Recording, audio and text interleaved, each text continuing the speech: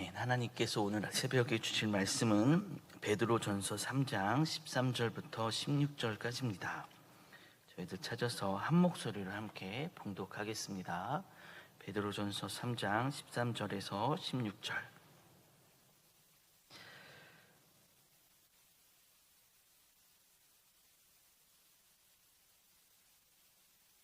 네, 우리 그럼 한 목소리로 봉독합니다. 또 너희가 열심으로 선을 행하면 누가 너희를 헤아리요. 그러나 의를 위하여 고난을 받으면 복이 있는 자니 그들이 두려워하는 것을 두려워하지 말며 근심하지 말고 너희 마음에 그리스도를 주로 삼아 거룩하게 하고 너희 속에 있는 소망에 관한 이유를 묻는 자에게는 대답할 것을 항상 준비하되 온유와 두려움으로 하고 선한 양심을 가지라. 이는 그리스도 안에 있는 너희의 선행을 욕하는 자들로 그 비방하는 일에 부끄러움을 당하게 하려 함이라. 아멘. 덩케르크라는 영화를 저희들 좀 아시는 분이 많이 있습니다. 세계 제2차 대전 초기 때 패배를 모르는 독일 군대에 의해서 영국, 프랑스, 벨기에 연합군 약 30만 명이 이 해변에 갇혀서 몰려 포로가 될 위기에 있었습니다.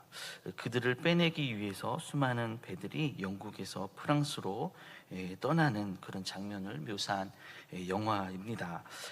군함이 턱없이 부족하자 군함이 약 220척 정도 동원이 됐는데, 그런데 그것보다 배가 많은 약 430척 정도의 일반 배들이 덩케르크에 갇힌 군사들을 빼내는 것을 도왔습니다. 영화는 대부분의 시간을 이렇게 탈출하는 것, 그 전의 장면을 묘사하고 있는데, 그런데 역사책을 참고해 보면 이 탈출은 사실 영화보다 한 100배는 재밌는 것 같습니다. 글로 읽는데 그 날씨에 그 당시에 이 탈출이 성공할 수 있었던 그 배경에 기적 같은 날씨들도 있고, 또 가난한 사람들은 통통배를 끌고 나오고, 그리고 정말 부자들은 자기들이 가지고 있는 호화 유트까지 가지고 이 탈출을 도왔다고 합니다.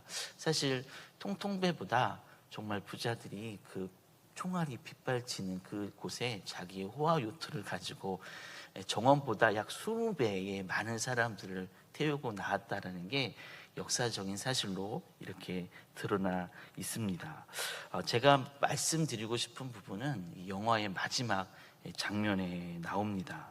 대륙 원정군이라는 이름으로 아주 거창하게 이름 붙여진 이 영국의 수많은 정규군은 정말로 프랑스에 가서 거의 패배만 했습니다. 그러다가 가지고 있는 모든 군장비들을 다 거기다가 내려놓고 맨몸으로 거의 도망쳐 나온 꼴이었습니다. 영국에 이렇게 극적으로 탈출해서 도착해서 이제 기차를 타고 이제 다시 자기들이 가야 할 부대로 돌아가는데 사람들이 창문을 두드립니다. 그런데 군인들이 그 창문을 두드리는 것을 회피해요. 왜 그러냐면 너무나 창피하기 때문에 그랬다라고 묘사되고 있습니다. 그들이 시선을 회피하고 창문을 바라보지 못하고, 그런데 사람들의 반응이 자기들과 조금 다릅니다. 창문 너머로 맥주도 건네주고 막 사람들이 박수도 치고, 한 어르신이 가까이 와서 맥주를 건네주면서 청년들 정말 수고했네 라고 말하자 한 젊은 군인이 갑자기 약간 용기를 내서 저희는 살아남은 것밖에 한 것이 없습니다 라고 대답을 합니다. 그러자 그 어른이 그 젊은 군인들에게 말을 합니다. 그거면 충분하지 라고 말을 합니다. 우리 이웃들 중에서는 정말 받기만 해도 되는 사람들이 있습니다. 그냥 사람만 주면 고마운 그런 사람들이 있습니다. 여담이지만 우리 교회가 이런 사람들을 만나고 있다라는 것이, 또 그들이 우리 교회를 찾고 있다라는 것이 너무나 큰 은혜겠다라는 생각을 합니다. 하여튼 전쟁통에서 살아나온 청년들이 너무 고마운 사람들의 마음은 어렵지 않게 이해가 갑니다. 부끄러워하는 청년들의 마음도 이해가 되고 그들을 향해서 살아남은 것, 그거면 충분하다라고 말하는 어르신의 말도 잘 이해가 됩니다. 그런데 살아나온 청년들은 역사적으로 또한 살펴볼 때 약 3년 정도 시간이 흘러서 이 청년들은 다시 전쟁터로 향했다라고 합니다. 이 덩케르크의 배경이 되는 건 1940년대고, 그리고 이들이 잘 훈련받아서 다시 각성해서 힘을 내서 다시 전쟁에 돌아가는 것은 1943년. 그 이후로부터는 우리가 아는 것처럼 전쟁의 분위기가 많이 바뀐 것을 알 수 있습니다. 생각해보면 이들이 그 지옥으로 다시 갈 수 있었던 이유는 이웃들의 예상, 우리들이 예상하는 거, 내가 가면 저들에게 피해가 되지 않을까, 나를 미워하지 않을까, 그것과 다른 아주 극심한 환대 때문이었을 것입니다. 저는 오늘 말씀 14절을 이렇게 이해하고 있습니다. 다른 사람들이 두려워하는 것, 나는 두려워하지 않고 나는 근심하지 않는다. 이런 환대를 받은 사람들, 받은 군인들은 비슷한 일이 또 생기더라도, 비록 전쟁에 실패하더라도 다시 살아 돌아왔을 때 부끄러워하지 하지 않고 내가 이렇게 수고했다, 하지만 원하는 목표를 이루지 못한다 할지라도 난 이렇게 다시 돌아왔다, 이런 마음이 생기지 않을까라는 생각을 했습니다. 군인들은 이렇게 동료들은 죽는데 나는 다시 살아 돌아오는 것, 그것이 그들이 가지고 있는 두려움이라면 우리도 비슷한 삶의 두려움을 가지고 있을 것입니다. 말씀을 준비하면서 나는 어떤 두려움을 가지고 있을까 잠시 생각해 보았습니다. 지금은 이런 두려움이 많이 사라졌는데 약 한 10년 전에 저의 잠을 이루지 못하게 했던 그런 두려움이 있었습니다. 그것은 바로 장애라는 두려움입니다. 저희 첫째가 장애이기 때문에 두려웠다라는 것이 아니라, 이제 둘째가 태어나고 1살이 되고 2살이 되었을 때 첫째와 다르게 걷더라고요. 저는 아기들은 당연히 평생 못 걷는 줄 알았거든요. 첫째가 10살일 때 이제 둘째가 걷기 시작했는데 걷는 이 친구가 너무 신기했습니다. 그리고 놀라웠는데, 그때 어느 날 밤에 이 둘째도 장애가 되어서 걷지 못한다면 내가 버티지 못할 수도 있겠다라는 큰 두려움에 빠진 적이 있습니다. 생각해보면 제가 예를 들어서 가진 두려움, 그때 제가 가졌던 두려움은 정말로 밤에 잠을 이루지도 못하는 그런 큰 두려움이었는데, 우리 모두는 이런 어떤 특정한 두려움을 가지고 있겠다, 그런 생각을 하고 있습니다. 심리학자들은 분노도 두려움의 일종이라고 하니 내가 가지고 있는 분노와 두려움이 무엇인가 한번 묵상해 보는 것도 좋을 것 같습니다. 당연한 분노와 두려움, 하지만 나는 화내지 않고 근심하지 않는다. 전쟁통에서 살아나온 그 사람들이 많은 이유들을 통해서 그것들을 극복하고 다시 전쟁통으로 나갈 수 있는 것과,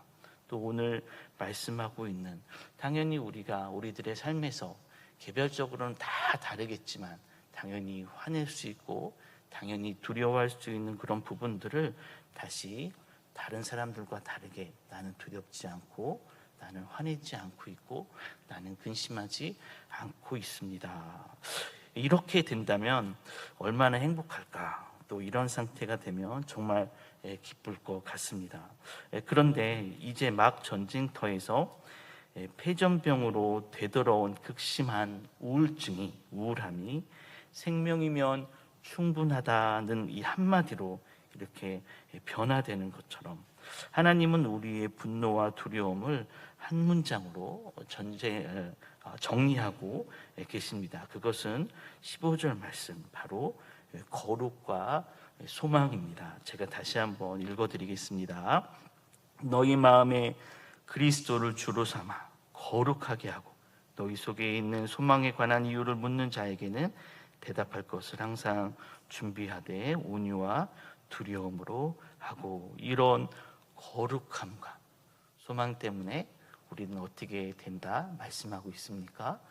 두려워하는 것들을 나는 두려워하지 않고, 또 많은 사람들이 근심하는 것을 나는 근심하지 않을 수 있습니다. 그 이유는 우리에게 있는 거룩과 소망 때문입니다. 거룩은 예수님을 나의 주인으로 삼는 것, 곧 순종하는 삶이다라고 이렇게 간단하게 정리할 수 있고, 소망은 예수님이 우리들에게 주신 생명, 곧 하나님의 나라일 것입니다.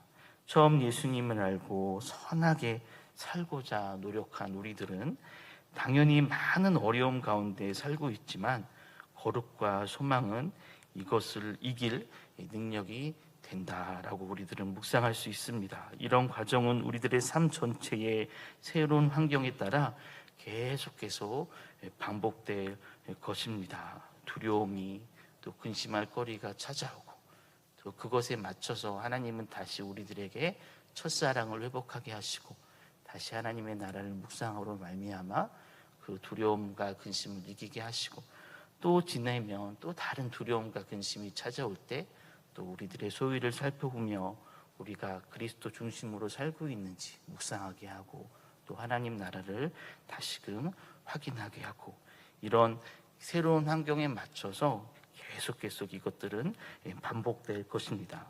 이런 성도들의 삶, 이런 성도의 삶은 마지막 한 장면에서 그 종착점을 맞이하고 있는데, 오늘 말씀에 근거하면 그것이 무엇입니까? 선한 양심이라는 것으로 마지막에 정리되고 있습니다. 반복되는 거룩과 소망의 삶이 꼭 선한 양심을 키운다라는 것으로 느껴지는 그런 말씀입니다. 처음에는 선한 양심이라는 것이 작았지만 믿음이 자랐다라고 표현하는 것처럼, 하나님의 사람으로 이런저런 시련을 극복하고, 또 다시금 우리가 누구에게 속해 있는지 확인하고, 또 하나님께서 십자가의 보혈로 말미암아 우리를 기다리고 계신 곳이 어딘지 계속 확인하고, 이런 과정들을 계속 반복하다 보니 어떻게 되었다? 선한 양심이, 우리 안에 있는 선한 양심이 지금 자라고 있습니다 라는 의미로 오늘 말씀이 묵상되고 있습니다. 그럼 마지막으로 오늘 새벽의 종착점인 선한 양심이 무엇인가 짧게 생각해 보겠습니다. 칼빈은 기독교 강요 1권에 우리의 영에는 양심이 자리 잡고 있다 말하고 있습니다. 어떤 때는 영을 대표하는 것을 양심이라고 표현하기도 합니다. 놀라운 것은 양심이란 그릇에 믿음이 담겨져 있다라고 디모데전서 3장 9절의 말씀을 통해서 칼빈은 정리하고 있습니다. 우리가 예전에 성경 공부를 하거나 좀 약간 이 부흥 강사들이나 근본주의자들의 신학에 근거하면 선한 양심이 무엇일까? 신학자들은 양심이 무엇일까? 그것은 범죄하기 이전에 마음이다라고 표현하기도 합니다. 그러니까 우리 안에 있는 것들이죠. 하나님께서 만드신 우리 안에 있는 것들. 좀 근본주의자들의 의견에 따르면 범죄하기 전부터 우리들에게 하나님께서 우리들을 창조하시고 보시기에 좋았다라고 말하는 그 우리들의 마음, 그 상태를 양심이라고 표현하기도 하고, 또 칼빈은 우리 마음속에 있는 우리 속마음, 이런 것들을 정리하면 일단 양심은 우리의 속마음이며, 그리고 또 디모데전서 말씀을 통해서 또 다른 구절들을 통해서 이 양심이 중요한 이유가 무엇일까 생각해 보면, 이 양심이 바로 믿음을 담는 그릇이기 때문이다라고 설명하고 있습니다. 많은 설교자들이 양심과 상식을 중요하게 강조하는 이유, 그리고 인격이 중요하다라고 말해지는 이유, 그것이 무엇일까 생각해 보니까 양심이라는 것이 믿음을 담는 그 중요한, 그 소중한 믿음을 담는 그릇이다라고 우리 선진들은 설명하고 있습니다. 말씀을 마칩니다. 우리는 하나님이 주신 마음에 십자가의 보혈로 허락된 믿음을 담아놓고 있는 상태 가운데 있습니다. 우리들의 삶은 그 어느 누구를 사실 섬길 수 있는 상황은 아닌 것 같습니다. 아무리 되돌아봐도 저는 제 자신 하나도 감당하지 못할 때가 너무나 많습니다. 하지만 하나님의 의도는 분명해 보입니다. 괜찮다, 충분하다, 이렇게 계속 성령님께서 또 이웃들을 통해서 우리들에게 말씀해 주시는데, 그것이 끝이 아니라는 점입니다. 이런 충분합니다, 괜찮습니다 라는 말을 들은 사람들은 다시 3년 후에 그 전쟁통으로, 그 지옥으로 나아가서 결국 그들이 그렇게 바랬던 생명을 쟁취하는 것을 우리들은 알 수 있습니다. 시간은 조금 필요하겠지만 우리들이 다시금 우리들이 두려워하고 있는, 우리들이 근심하고 있는 그 현장으로 다시 나아가는 것, 그것이 분명한 하나님의 의도겠다라고 여겨집니다. 헨리 나우엔이 현실에 뿌리 박은 영성을 통해서 다윗 이야기를 하며 우리들의 삶, 곧 일상이 축복이라고 설명한 이유가 여기 있어 보입니다. 삶은 우리들의 믿음, 아니 그 전에 하나님에 의해서 만들어진 우리들의 양심이 자라는 장소이고 시간이기 때문에, 또 확인시켜주는 그 장소이기 때문에 우리들의 삶과 일상은 매우 소중할 것입니다. 우리들의 삶을 통해서 양심을 키우고 또 이렇게 기도하고 예배하는 가운데 더 깊은 믿음을 우리들의 삶의 양심에 잘 담아놓는 우리 모두가 되기를 간절히 기원합니다. 그리고 아직도 여전히 믿음이 없으신 우리들의 가족들, 우리들의 이웃들을 생각하면서 하나님에 대한 지식, 곧 양심을 확인하는 지식, 하나님께서 태초에 우리들에게 심어 놓으신 그런 양심을 확인하는 우리 이웃들이 될 수 있도록, 또 우리 가족들이 될 수 있도록 다 함께 기도하는 저희들이 되기를 간절히 부탁드립니다. 아멘. 우리 기도하겠습니다. 아버지가 되신 하나님, 감사합니다. 하나님께서 저희들을 마음속에 선한 양심을 심겨주셨고, 저희들 이렇게 기도하고 또 예배하는 가운데 그것들이 있음을 깨닫고 또 삶에 나아가서 그 그릇들을 키우고 있습니다. 저희들이 부족하지만, 저희들이 연약하지만 저희들의 양심의 그릇을 선하게 키울 때마다 부어주시는 하나님의 은혜를, 하나님의 믿음의 능력을 잘 담아놓게 하여 주시고, 그것으로 말미암아 우리들의 양심의 그릇이 계속 자라나게 하시고, 우리도 살고 이웃도 살고 하나님도 행복한 우리 공동체가 될 수 있도록 도와주시옵소서. 오직 하나님의 말씀만 저희들의 가슴속에 남기를 간절히 바라고 믿사오며 예수님 이름으로 기도했습니다. 아멘. 우리 주님께서 가르쳐 주신 기도로 예배를 마치겠습니다. 하늘에 계신 우리 아버지여, 이름이 거룩히 여김을 받으시오며 나라가 임하옵시며 뜻이 하늘에서 이루어진 것 같이 땅에서 또 이루어지이다. 오늘날 우리에게 일용할 양식을 주옵시고 우리가 우리에게 죄 지은 자를 사하여 준 것 같이 우리 죄를 사하여 주시옵고 우리를 시험에 들게 하지 마옵시고 다만 악에서 구하옵소서. 대개 나라와 권세와 영광이 아버지께 영원히 있사옵나이다. 아멘.